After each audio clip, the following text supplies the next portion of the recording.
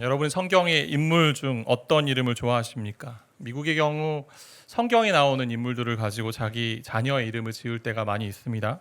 그래서 존이 있죠, 존, 요한이고요. 피터는 베드로고, 또 데이비드 있고, 또 세무엘도 있고, 사무엘도 있죠. 그러니까 우리나라의 경우 두 자로 보통 이름을 졌잖아요. 그래서 사무엘을 어떻게 해요? 삼열이라고 했어요. 삼열이라는 친구도 많이 있으면 사무엘입니다. 그게. 그리고 다니엘은 어떻게 했어요? 다니엘이라고 하기가 좀 그러니까 여성의 이름은요 리브가가 있죠. 레베카라고 하고, 또 여성들이 많이 좋아하는 이름 뭔지 아세요? 다 마리아가 되기로 합니다. 메리 되게 좋아하죠. 강아지 이름도 되게 많은데 어떻게 보면 힘이 센 사람을 상징할 수 있는 그 이름은 뭘까요? 삼손입니다. 샘손. 그래서 샘소나이트가 거기서 나왔잖아요. 원래 그렇게 생각해서 이제 이름을 붙였다고 하는데, 나름 의미도 괜찮고 부르기도 편한 이름을 택하는 것 같습니다. 그래서 유다, 빌라도, 드릴라 이런 이름을 잘 쓰지 않습니다. 거의 쓰지 않죠, 그죠? 저주받은 이름 같으니까. 제 이름은요 용신이잖아요. 어떤 분이 그런 얘기 하시더라고요. 용의 신 해가지고 종교적인 의미가 있는 거 아니냐고. 그래서 용신이니까.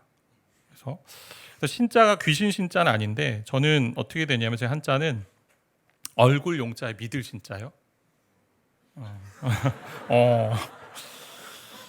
뭐 어떤 이름으로 지어주신지 잘 모르겠어요. 그래서 잘 생각해 보니까 이제 신학 안에서 해석하는 것은 얼굴을 믿어라 이게 아니고 믿음직한 얼굴이다. 뭐 이렇게 신학 안에서 그렇게 좀 해석을 하고 있는데, 또 그러한 사람이 되어야겠다. 야곱은 어떤가? 야곱의 이름의 뜻이 뭐예요? 속임수, 사기꾼. 계속 야곱 부르니 이런 거잖아요. 사기꾼. 그러다 보니까 이름대로 되는 것일까요? 근데 하나님께서는 야곱의 이름을요 후에 엄청난 이름으로 덧붙여 주십니다. 그게 이스라엘인데요. 이스라엘 백성을 통칭하는 그 이름을 야곱에게 주세요. 그래서 야곱의 하나님, 그럼에도 불구하고 야곱의 하나님이라고 자주 성경에 등장하게 되는데, 그럴 때마다 야곱을 통해 일하신 하나님을 더 주목하게 된다, 이렇게 볼 수 있습니다. 창세기 28장인데요 장면이 바뀝니다. 27장에서 28장으로 야곱이 이제 집을 떠나 새로운 목적지를 향해 갑니다. 오늘 읽지 않았지만 28장 초반부에 보면 아버지 이삭의 축복을 받고요, 외삼촌 라반의 집에서 아내를 얻기 위해 밧단 아람으로 갑니다. 즉 하란으로 가게 되는데요, 그 가는 길에 있었던 곳이 오늘 본문에 나오는 베델입니다. 찬송가 338장에 이 배경을 가지고, 이 본문을 가지고 이제 찬송가 작사를 한 것 같은데, 내 주를 가까이 하게 함은, 거기에 이런 가사가 있어요. 내 고생하는 것 옛 야곱이 돌베개 베고잠 같습니다. 오늘 본문의 내용이잖아요. 베델, 이곳에서 새로운 여정의 걸음 가운데 하나님이 도망자 같은 그의 삶을 새롭게 훈련시키는 그런 훈련의 장으로 삼으십니다. 훈련 제1교시 같은데, 어떻게 보면 그 훈련 1교시에서 하나님이 무엇을 교훈하시는지 좀 다루려고 해요. 두 가지 정도로 좀 생각해 보고 싶은데, 하나는 왜 사닥다리 환상을 보여주시는지, 그리고 이러한 만남 속에 무엇을 알려주시는가입니다. 왜 사닥다리 환상을 보여주실까요? 야곱이 부엘세바, 즉 가족들과 함께 있었던 장소를 떠나서 하란으로 향합니다. 한 곳에 이르렀는데 해가 졌어요. 그러니까 그 자리에서 어떻게 마치 노숙자처럼 잠을 잡니다.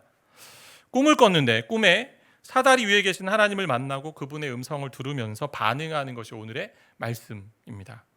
야곱은요 태어나면서부터 형과 경쟁을 한 사람입니다. 뱃속에서부터 형의 발 뒤꿈치를 잡았고요, 또 형 에서에게서 장자권을 사기 위해서 한 그릇 죽으로 팔았고, 그리고 아버지 이삭을 속이고 장자의 축복을 받은 자가 야곱이었습니다.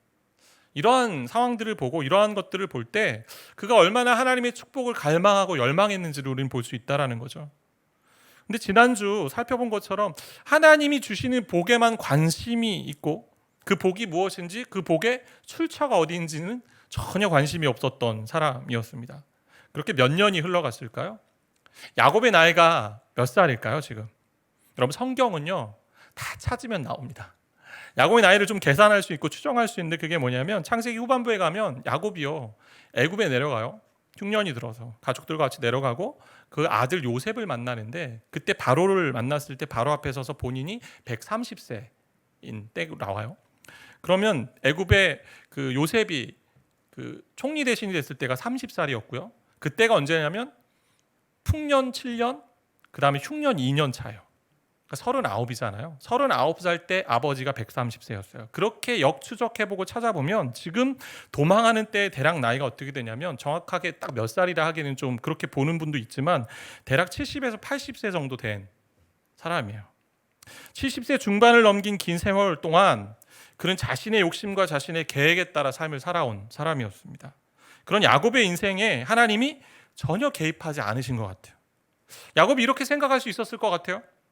어머니와 자기가 하나님의 약속의 말씀을 들었고요. 아버지 이삭이 제대로 장자를 세우지 않고 그 약속대로 하지 않으니 오히려 하나님의 약속을 성취하기 위해서 속임수를 쓴 것 잘한 거다. 이제 나는 복을 받는 사람이구나. 그러나 지금의 상황이 어떻습니까? 집도 아니고 마을도 아닙니다. 여관도 아닙니다. 그냥 길에서 돌을 베개로 해서 잠을 자게 됩니다. 노숙자 인생이죠. 분명 축복기도 받았기 때문에 앞으로의 삶은 어때요? 황금빛 인생이 돼야 되고 장밋빛 인생이 돼야 되는데 그렇지 않다라는 거죠. 그런데 속임수를 통해 복을 다 얻었다 했지만 복은커녕 어떻게 됩니까? 혈혈단신입니다. 아무것도 가지지 않았습니다. 나중에 그가 고백하는 것을 토대로 볼 때 지팡이 하나 정도 가지고 나온 것 같아요. 형을 피해 도망 나온 도망자의 신세가 되었습니다. 형의 분노에 대한 두려움이 있었고요. 내가 자초한 결과이구나 라는 죄책감이 있었을 수도 있고, 아내를 찾기에 가지만 새로운 세계로 들어가는 불안함, 게다가 어머니에 대한 그리움, 여러 가지 감정들이 그의 마음속에 혼란하게 있었다라는 거죠. 출발한 부엘세바에서 하란까지 외삼촌 라반이 있는 데까지 가는 거리는요 대략 900km 정도 됩니다. 먼 거리죠, 먼 거리. 형이 뒤따라오고 있다는 생각이 어떻게 해요? 열심히 달렸겠죠. 쉴 새 없이 도망쳐 왔을 것입니다. 그렇게 해가 지니 잠을 잔 곳이 어디예요? 베델이었습니다. 부엘세바에서 베델까지의 거리는요 대략 100km 조금 안 되는 거리입니다. 당시 사람이 하루 이동할 수 있는 거리를 25에서 30km 봤거든요. 그럼 3일 동안 쉴 새 없이 달렸습니다. 쉴 새 없이 도망쳤습니다. 얼마나 기진맥진했으면 바닥에 누워서 돌을 베개로 하고 잠을 잤습니까? 우리나라 같으면 돌베개 돌침대 괜찮잖아요. 근데 그렇지 않아요. 유대인은 푹신한 베개, 그런 것들이 필요한 그런 사람들인데 평생 복을 찾았고요. 그 복을 다 얻었다 했는데도 현실은 어떻습니까? 아무것도 없습니다. Nothing. 축복의 결과가 이것인가 상심하며 잠을 잤습니다. 하나님과의 관계를 무시하고 그저 복만을 추구한 인생의 결과가 이거라는 거죠. 겉으로는 하나님을 잘 믿는 척해도 그 안에 진짜 하나님과의 관계가 없고 교제가 없으면, 그리고 하나님을 핑계로 내 복만 챙기려 한다면 우리 앞에 놓인 것은 뭐예요? 야곱과 같습니다.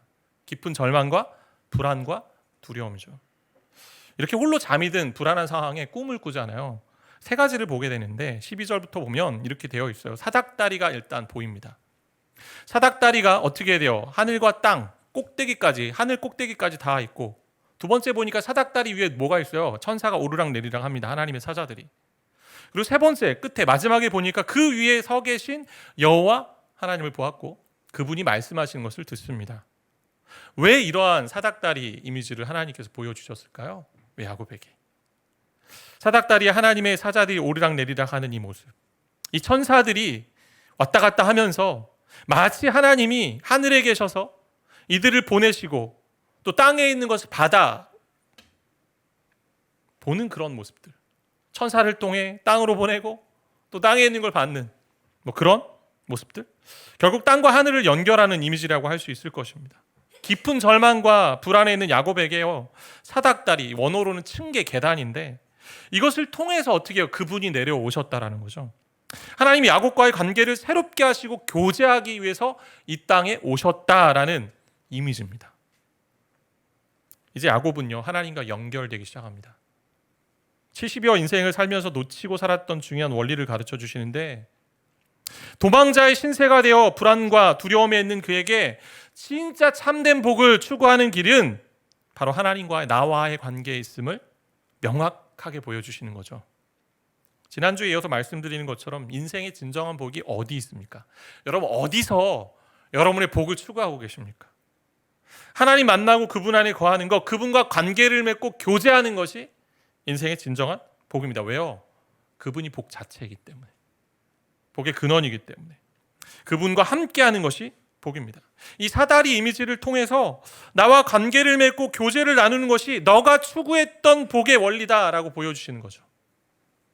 그래서 눈으로 보게 해주셨다면 이제는 귀로 듣게 해주시는데 오늘 13절, 15절까지 말씀이 그래요.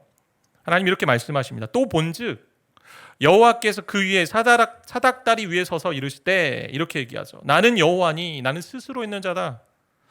너의 조부 아브라함의 하나님이요 이삭의 하나님이라. 내가 누워 있는 땅을 내가 너와 내 자손에게 주리니. 14절부터 같이 읽어볼까요?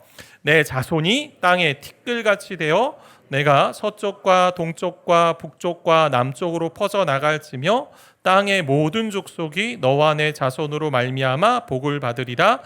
내가 너와 함께 있어 내가 어디로 가든지 너를 지키며 너를 이끌어 이 땅으로 돌아오게 할지라. 내가 내게 허락한 것을 다 이루기까지 너를 떠나지 아니하리라 하신지라. 야곱에게 복과 선물을 가져다 주시죠. 아브라함에게 주셨던 약속의 말씀대로 땅을 주시고 자손을 주시고 복의 통로가 되게 한다고 하십니다. 게다가 어떤 걸 하세요? 함께 동행해 주시고 어디로 가든지 내가 지켜주시겠다, 지켜주겠다, 보호의 은혜를 주시고 또 인도의 축복을 주십니다. 끝까지 책임지고, 그리고 내가 이야기한 모든 것을, 허락한 모든 것을 다 이루어주겠다라는 확실한 보증으로 도장을 꽉꽉꽉 찍어주는 그런 축복의 이야기죠. 이런 사닥다리의 모습이 요한복음에도 기록되어 있어요. 예수님이 나다나엘을 보면서 얘기하시는 건데, 나다나엘과 함께 만나면서 요한복음 1장 51절에 이렇게 기록되어 있습니다. 또 이르시되 진실로 진실로 너에게 이르노니 하늘이 열리고 하나님의 사자들이 인자 위에 오르락 내리락 하는 것을 보리라 하시니라. 오르락 내리락 하나님의 사자들이 하는데 어디에서요? 인자 위에. 결국 사다리는 누굽니까? 예수 그리스도잖아요. 우리는 예수를 통해서 하나님께로 갑니다. 그분이 새롭고 산 길이 되어주셨고 살 길이 되어주셨습니다. 그분을 통해서만 복되신 아버지께로 갈 수 있습니다. 그래서 사다리의 환상을 통해, 그리고 주신 축복의 말씀을 통해 인간과 하나님을 이어주는 다리는 누구다? 예수 그리스도다. 그분이 우리와 함께 계시는 분이다. 그분 자신을 또 이야기하세요. 나는 예수지만 또 임마누엘이다. 내가 택한 백성과 함께한다. 그리고 승천하시면서 내가 너희와 항상 함께하겠다. 그런 약속을 주시고 그대로 지키시는 분이 우리 하나님, 그리고 우리 아버지, 그리고 예수 그리스도죠. 근데 우리는 자꾸 하나님과의 관계는요, 뒤로 한 채 야곱처럼 미련하고 약해서 우리의 것으로 무엇을 쌓아서 행복해진다고 생각합니다. 진짜 그렇게 해야 축복이 올 거라고 생각됩니다. 제가 일전에 어떤 성도님 만나면서 이 성도님 이런 얘기 해주신 적이 있어요. 목사님, 저희가 IMF 때 가지고 있었던 아파트 팔지 않았으면 저희 부자 됐어요, 목사님. 그때 1억이었는데 그거 팔지 않았으면 지금 20억, 30억 하는데. 그래서 그분이 하신 얘기가 뭐냐면, 하루하루 살아갈 때는 괜찮은데 가끔씩 이제 자녀들 결혼을 앞두고 있고 또 여러 가지 삶의 그런 문제들이 있을 때 남들과 비교하게 되고 마음이 얼어질 때가 있다라는 그거 생각하면서, 하나님 왜 그러셨을까? 그러나 여러분, 복은 누가 주십니까? 하나님이 주시고 예수를 통해서 그 복을 누리게 하신다라는 거죠. 그러면서 때로는 믿지 않는데, 또 때로는 제대로 신앙생활하지 않는 것 같은데 온갖 좋은 것은 다 누리는 사람을 볼 때 마음이 불편해질 때가 있습니다. 그때 도대체 하나님 무엇을 하고 계신가? 라고 생각하기도 합니다.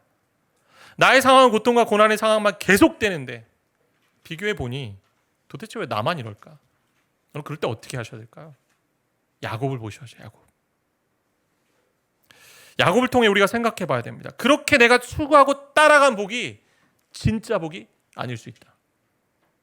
하나님과의 깨어진 관계를 통해, 이 깨어진 관계를 예수를 통해 회복하지 못하면요, 우리의 삶에는요 진짜 복은 없습니다. 진정한 복은 없습니다. 사다리의 이미지를 보면서 예수가 인간의 간청과 소원을 가지고 하나님께로 올라가고 하나님의 은혜와 사랑과 축복을 가지고 내려오는 분으로 묘사되고 있는 거죠. 그분만이 하실 수 있습니다. 하나님께 무엇인가 더 잘 보여서, 잘 믿어서 복을 받으려고 애쓰지 말아야 된다는 거죠. 무엇을 소유하고 가져야 내 인생이, 어떠한 것을 누려야 잘 사는 인생이라 생각하지 말라는 거죠. 무너진 우리 인생 가운데 예수를 통해 오셔서 복을 약속하시는 그 하나님 믿고 그 하나님 안에 거하는 것이 진정한 복인 줄 믿습니다. 이게 훈련 제1교시예요. 하나님과의 관계 맺음이 신앙 여정 훈련의 1교시입니다. 이거부터 시작하시는 거예요. 그러면서 이 만남 속에서 우리에게 말씀하시는 것이 있죠. 하나님 어떻게 하십니까? 찾아오십니다. 찾아오신 하나님, 그분의 은혜를 좀 보게 되는 거죠. 누가 이 만남을 시작하셨어요? 야곱이 찾지 않았습니다. 야곱이 부르지 않았습니다. 하나님의 이름을 그가 부르지 않았습니다. 하나님께서 직접 내려오셨습니다. 인간이 올라갈 필요가 없었어요. 아니, 야곱은 올라갈 수 없습니다. 찾아낼 수 없습니다. 오직 하나님이 하신 거죠. 하나님이 내려오셨습니다. 이게 하나님의 은혜입니다. 야곱의 스토리 가운데 계속 흐르는 게 뭐냐면 헤세드의 은혜예요. 언약적인 사랑을 끝까지 포기하지 않고 내가 증명해 보이겠다. 왜 하나님께서 야곱을 선택하셨어요? 어머니 뱃속에 있을 때 선택하셨잖아요. 야곱이 무엇인가 뛰어나서 한 것도 없는데 그냥 그를 선택하셨어요. 하나님 주권이죠. 로마서의 말씀에서 그렇게 얘기해요. 야곱은 사랑하고 에서는 미워했다 하심과 같다라고 하니 사람들이 참 혼란스러운 거죠. 우리가 무슨 말하리요? 하나님께 불의가 있느냐? 그럴 수 없다. 내가 긍휼히 여길 자를 긍휼히 여기고 불쌍히 여길 자를 내가 불쌍히 여긴다. 그래서 원하는 자로 말미암음도 아니고 내가 원한다고 되는 것도 아니고 다른 박질 한다고 되는 것도 아니고 오직 은혜를 주시는 긍휼히 여기시는 하나님 아버지로 된다라는 거. 하나님께서 우리를 택하신 건요 일방적인 은혜예요. 하나님의 주도권입니다. 그 하나님의 손길을 잊지 말아야 되는 거죠.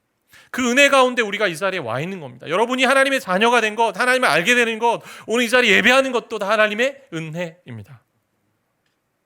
저와 여러분 어떠세요? 저는 저 자신을 보면 참 많이 약해질 때가 있는데 토요일 날 항상 이렇게 시험이 많은 것 같고 주일을 앞두고 저 자신을 보아도 늘 결심이 약하고 넘어지고요.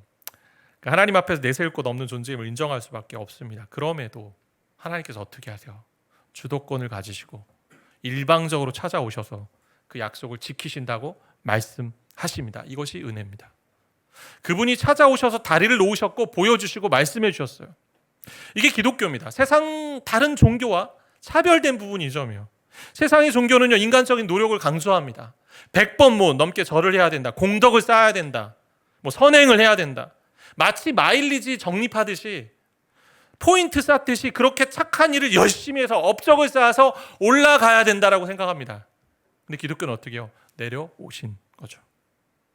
인간은 전적 타락에서 무능하기 때문에 그렇게 할 수는 없어요. 연약한 인간 가운데 그분이 오셔야 합니다. 그걸 어떻게 하셨어요? 예수 그리스도를 다리로 놓고.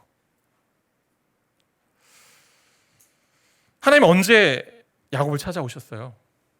집을 떠나 도망자 신세가 되고 홀로 있을 때 찾아오셨습니다. 자기 욕심과 계획으로 복을 추구하다 완전히 실패하고 망가진 상태에서 찾아오셨습니다. 인생의 바닥에서 하나님 만난 거죠. 이게 하나님의 일하심의 방식의 한 가지입니다.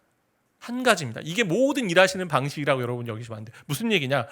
모든 인생의 실패와 아픔을 경험해야만 하나님을 만난다, 찾아오신다 그런 게 아니에요. 뭐 그런 경우도 있고 아닐 수도 있고. 중요한 건 그 사람이 하나님의 음성과 하나님이 보여주시는 말씀을 들을 수 있을 때 찾아오신다는 거예요. 근데 고난의 시간이 있을 때 더 많이 들린다는 거죠. C.S. 루이스가 이야기한 것처럼 고난이 하나님의 확성기가 되기 때문에. 마음이 공허하고 내가 스스로 할 수 없다고 여길 때 하나님이 찾아오십니다. 전에 내 힘으로 하려고 할 때에는 보이지 않았던 것이, 들리지 않았던 것이 보이고 들리기 시작합니다. 이 본문 안에 하나님의 주도하심, 하나님의 주권적인 이런 찾아오심 드러나 있는 부분이 또 하나 있어요. 바로 야곱의 반응인데요. 이러한 놀라운 경험을 한 후에 16절 이후에 그가 한 행동에 보면 나옵니다. 어떻게 하죠? 두려워서 놀랍니다. 그러면서 이곳이 하나님의 집이구나, 하나님이 계신 곳이구나, 내가 여기 계셨는데 하나님이 계셨는데 내가 잘 몰랐구나. 또 다른 별명을 붙여 하늘의 문이구나, 하늘로 들어가는 문이구나. 그러면서 뭘 하냐면 서원을 해요. 서원이 뭐예요? 내가 이렇게 하겠다. 조건부 서원 같습니다. 지키시고 먹을 것과 입을 것 주시고 돌아오게 하시면, 건강하게 돌아오게 하시면, 다시 집으로 돌아오게 하시면 그때 하나님이 나의 하나님이 될 것이고 이 자리에 하나님의 집을 세우고 내가 11조를 드리겠습니다 라고 서원합니다. 조건 없이 오신 하나님께 조건 없이 나아가야 되는데 야곱은요 거래, 협상하는 태도로 가요. 사기꾼처럼. 또 이런 구절에 대해서 두 부류의 해석이 있어요. 한쪽은 뭐냐? 야곱의 예습성이 나타나는 거다. 근데 다른 한쪽은 그럼에도 서원하는 것은 하나님을 의존한다는 표현으로 볼 수 있지 않냐. 그래서 꼭 부정적으로만 보지 말자. 근데 여기서 중요한 거 뭐냐면 이것을 받는 하나님의 태도를 봐야 돼요. 하나님 어떻게 하세요? 조건부 서원이든 아니 하나님을 신뢰하겠다라는 또 다른 하나의 결단이든 관계없이 하나님이 야곱의 행동에 대해서 결코 꾸짖지 않으십니다. 대꾸하지도 않으십니다. 그냥 야곱을 받아주신다라는 거죠. 그러면서 계속해서 야곱을 변화시켜 갑니다. 이것이 뭐예요? 하나님의 은혜입니다. 하나님의 은혜. 부모의 마음이 느껴지지 않으세요? 부모의 마음. 자녀가 나를 사랑하고 신뢰하고 인정하는 표현이 서툴러도요, 그냥 자녀이기 때문에 다 주고 싶은 거예요. 그냥 자녀이기 때문에 그냥 사랑이 흘러가는 겁니다. 이게 하나님의 은혜와 하나님의 사랑이죠. 그 하나님의 은혜와 사랑 때문에 저와 여러분이 이 자리에 와 있는 줄 믿습니다. 마지막 한 가지만 더 생각해 본다면, 이제 5월 가정의 달이잖아요. 이삭과 리브가의 가정을 좀 살펴봤으면 좋겠어요. 왜 이 가정이 이렇게 하나님과 관계 맺고 교제하는 것을 잘 나누지 못했을까요? 이삭과 리브가에는요, 자녀들이 사랑의 대상, 아니 지나친 사랑의 대상, 아니 우상이었습니다. 자기들이 원하는 그림대로 자녀가 되기를 바라는 마음도 그 가운데 있었습니다. 우상이니. 이들은요, 부모로서의 정체성을 잘 몰랐어요. 성경을 보면 부모는 하나님의 대리 양육자처럼 보입니다. 하나님의 대사예요. 시편 127편 3절에 보니까 새번역 성경 이렇게 기록되어 있는데, 우리 같이 좀 함께 읽겠습니다. 자식은 주님께서 주신 선물이요, 태안에 들어있는 열매는 주님이 주신 상급이다. 자녀는요, 부모의 소유가 아니에요. 하나님께서 주신 선물이에요. 자기 욕심으로 자녀를 양육하고 내 그림대로 되기를 바라며 자녀를 조종하는 것, 그건 이삭과 리브가입니다. 맡기신 선물이고요, 위탁받은 것입니다. 그렇다면 자녀 세대들에게 부모 세대가 해야 될 일이 무엇입니까? 예수님처럼 이 땅과 하늘을 연결하는 사다리가 되어야 되는 거예요. 이것이 부모 세대가 할 최고의 사명입니다. 자녀를 주셨다면 자녀의 구원의 책임을 지는 자가 되어야 합니다. 하나님 그렇게 우리를 부르시는 거예요. 예수 그리스도처럼 자녀를 온전히 하나님께로 인도하는 자로 부모가 서기를 원하신다는 거죠. 아직 부모가 아닌 분들, 혹시 자녀가 없는 분들은 가족들을 그렇게 인도해야 되는 다리가 되어야 된다는 거죠. 그래서 자녀 양육의 핵심은 뭐냐면 그들의 구원, 회심에 있습니다. 자녀들이 교회에 와서 누려야 하는 것이 이 점이죠. 중요한 것은 예수를 만나는 것이고 하나님께 가는 것입니다. 그분과 관계를 맺고 교제하는 것. 그게 어떻게 시작해요? 회심으로 시작해요. 회심. 마음을 고치는 거예요. 돌이키는 거예요. 이것을 위해 교회와 가정이 협력해야 되는 거죠. 그래서 본문에서 주목하게 되는 것이 있어요. 그게 루스라는 지명이 베델로 바뀌잖아요. 베델이라는 지명을 또 얻는데, 이름을, 베델의 뜻은 하나님의 집, 엘이라는 거 하나님이고 벳은 베이트, 집이라는 뜻인데 하나님의 집. 또 다른 별명을 붙인 게 하늘의 문이에요. 평범했던 장소입니다. 루스라는. 평범한 시간, 일상의 시간이 그렇게 의미 있는 자리가 될 수 있었던 이유가 무엇입니까? 그 자리, 그 시간에서 하나님 아버지를 만났기 때문에. 그런데 야곱이 사닥다리 위에 계신 하나님을 만난 거 어떻게 했습니까? 여러분 어떻게 만났어요? 보는 것, 듣는 것으로. 보는 것, 듣는 것으로. 말씀을 통해 하나님을 보았고요, 들었습니다.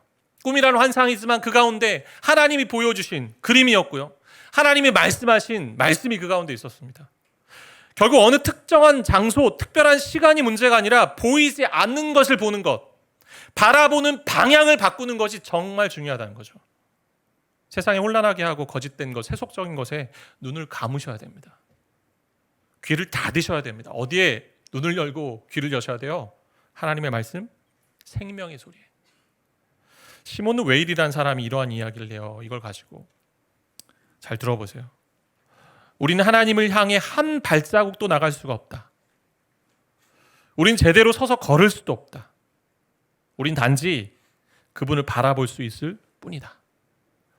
우리는 그분을 찾아 헤매일 필요도 없고 단지 바라보는 방향을 바꾸기만 하면 된다. 왜? 우리를 찾아다니시는 분이 바로 하나님이시기 때문에. 우리를 찾아오시고 마치 신방하시는 그 하나님께 우리의 눈의 방향과 귀의 방향을 돌릴 때 우리의 다음 세대, 그리고 우리가 그렇게 하나님 안에서 복된 인생이 되는 줄 믿습니다. 우리가 이렇게 기도했으면 좋겠어요. 깊은 불안과 좌절과 절망과 두려움에 있는, 위기에 빠져 있는 야곱을 친히 찾아주시고 만나주신 하나님의 그 은혜, 그리고 그렇게 선물과 축복을 주신 그 하나님, 내 남편, 내 아내, 내 아들, 내 딸, 내 부모에게도 찾아가 주셔서 그들의 눈과 귀의 방향을 바꾸어 주셔서 하나님을 만나게 하는 역사가 있게 하옵소서. 이게 여러분과 저의 기도가 돼야 된다는 거죠. 그렇게 방향을 바꿀 수 있도록 다리가 되어주는 게 누구의 역할? 부모의 역할이요. 앞선 자의 역할이에요. 먼저 예수를 믿은 자의 역할입니다. 일상의 자리, 일상의 시간이 하나님께로 향할 수 있는 자리가 되도록 기도하고 도와야 된다는 거죠. 저도 중학생 아들을 한 명 두고 있는데 외모에 엄청 신경을 쓰네요. 네, 거울이 그의 친구인데 요즘 친구들과 어울리고 게임도 종종 하고 공부하는 여느 청소년과 다른 아이예요. 근데 그 아이를 생각해 볼 때 내가 지킬 수 없을 때가 있잖아요. 뭐 제가 일찍 또 사라지면, 그리고 내 눈앞에 없으면 못 지키잖아요. 그렇기 때문에 하나님께 기도하잖아요. 늦어질 것 같으면 아내가 늘 이야기하는 게 있습니다. 내보내면서 경찰에 신고한다. 그 시간에 꼭 맞춰와라. 경찰에 신고한다. 그 시간 넘으면. 너무 악한 세상이니까 어떻게 얘기해요? 마약이 아니라 신약과 구약이다. 이렇게 얘기하는 거죠. 이렇게 자주 말하는 거예요. 그러면서 중요한 것은 뭐냐? 제가 이 아이에게, 그리고 이 아이가 하나님을 만나는데 장애가 되는 일이 없게 해주십시오라는 마음이에요. 더 나아가 뭐예요? 하나님 이 아이가 인격적으로 예수를 만나는데 디딤이 되고 다리가 되기를 원합니다. 제가. 그래서 회심할 수 있도록. 그러려면 어떻게 해요? 먼저 제 눈과 제 귀가 하나님을 향해야 됩니다. 이렇듯 저와 여러분이 그렇게 우리의 귀와 눈의 방향을 매일매일 하나님께로 돌려서 하나님의 말씀으로 향하는 그러한 삶을 살 때 그러한 복이 우리 가운데 임하는 줄 믿습니다. 하나님 찾아오시는 하나님이세요. 그런데 또한 하나님은 자기를 찾는 자를 기쁘게 만나 주신다고 성경은 말하고 있어요. 338장 찬송 가사가 이렇게 됩니다. 내 일생 소원이 늘 찬송하면서, 내 일생 소원이 늘 찬송하면서 주께 더 나가기 원합니다. 이런 고백이 저와 여러분의 고백이 되기를 바랍니다. 그래서 말씀 안에서 예수를 보고 그분의 말씀을 들을 때에 비로소 하나님과의 관계 속에서 참된 복을 누리는, 세상에 어떤 것 관계없이 하나님과 함께하기에 그분이 책임지시고 평생의 삶을 임마누엘로 인도하시기에 나는 괜찮습니다. 우리 이따 기도하면 찬양하게 될 찬양인데, 내가 예수를 믿는 것 가장 잘한 일이다. 그래서 우리의 다음 세대들, 자녀 세대들, 그리고 가족들에게 그런 은혜와 축복이 있기를 바라고 소망합니다.